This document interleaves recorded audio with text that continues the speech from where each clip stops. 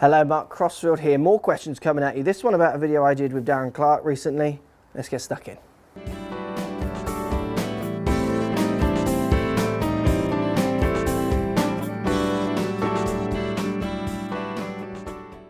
So, question here. In a recent video with Darren Clark, the importance of short game was clear. So I did a video, lucky enough to do a video, courtesy of the guys at Your Golf Travel with Darren Clark, and I asked him what he does in his off season to play better golf, and he says he works hard on his short game. More amateurs should work 70% short game is what he said. Have you any tips, drills for practicing short game on the range for those of us who don't have access to actual chipping stroke putting areas? Cheers, Kieran. Good question. You've got to be creative. I've done videos on this. This isn't my wedge, but we'll use it.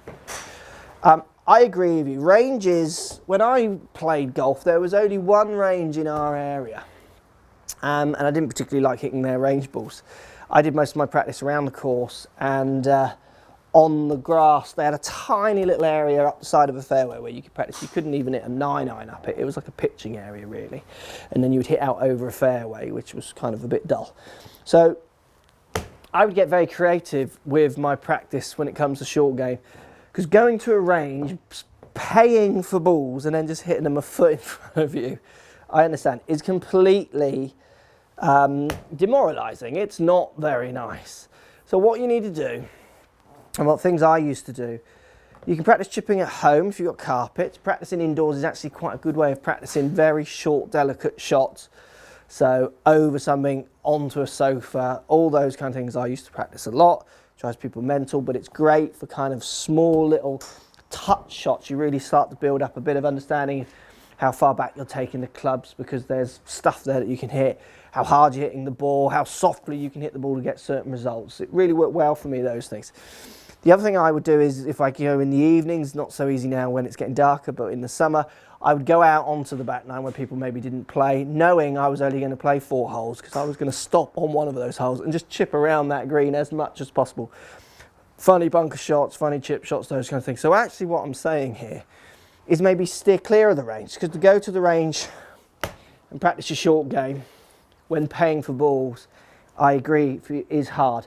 The only good way I've seen people go to a range and practice their short game is if they take a friend and they're both going to practice their short game. So we're talking 100 yards in, so you can hit a few pitches and try and hit the loudest markers out there, hit the things that are going to make the biggest noise, try and smash the biggest thing like the pole on the flag and those kind of things. Just keep trying to ram it down those targets and compete with a friend. It's that kind of friendly competition.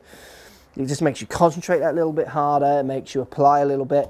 And then it wasn't just a case of chipping to those things. It would be, right, who can chip it the closest if we're going to try and lob one up, and who's going to chip it the lowest with a 60 degree. So you're really manipulating handle in relation to the head, loft of the club with the handle forwards, how much you deliver forwards and backwards, all those kind of things, ball position, how you're using your wrist. You're going to just really manipulate, which is when you get on the golf course, you're going to be always confronted with intricate little shots where you are going to have to think on your feet a little bit. But if you've done that solid practice on the range or around the course or in your garden or in your living room, then you'll be able to recall some of that feeling to take out onto the course. I agree with you, it's hard on the range, but the answer is, then, if you can't do it on the range, don't go to the range, stay at home and do some chipping. Go to a local field and just chip around there. You can chip over into umbrellas, over golf bags, whatever. Be creative, over hedges, trying to get it stopped. You've just got to try and get out there and be a bit creative with your chipping. But going to a range and paying for balls, I understand.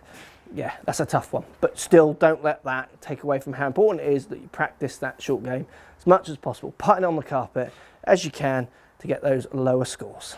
So if you like what's going on here, don't be afraid to subscribe to the channel. Also thumbs up the video, post comments, love to hear what you guys got to say. Let's keep it social. The more we talk, the more we share, the easier this game will get for everybody. So if you want to find me on Facebook here, you can find me on Facebook. If you want to tweet me, find me on Twitter here as well. Just follow the links, all in the description. Come and join the show, get active, get involved, get playing some better golf. Thanks for watching.